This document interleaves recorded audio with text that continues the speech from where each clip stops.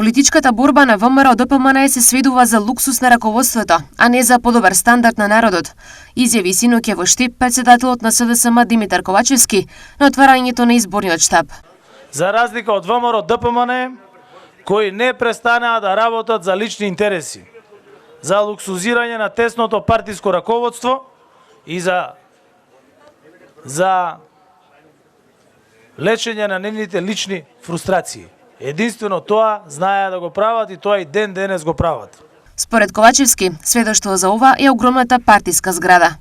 Сведоштво е Белата палата во која се сместени, каде што се сменија само главните актери. Го нема Груевски, избега, дојде Мицковски.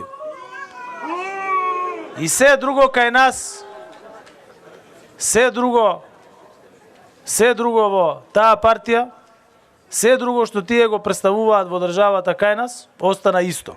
Председателот на СДСМ потенцираше дека владата во неговиот мандат направила голем прогрес со минималната и просечната плата. Ние ветивме дека просечната плата ќе биде 500 евра до 2024 година. И тоа ветување го надминавме.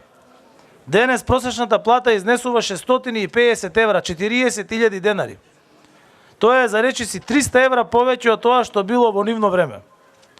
Во време на СДСМ, минималната плата со последното усогласување изнесува 22.500 денари. Во време на ДПМН изнесуваше 8.000 денари. Најдобро Штип знае како изгледа плата 8.000 денари, а во тоа време во Штип минималната плата во текстилните фабрики не беше ни 8.000 денари.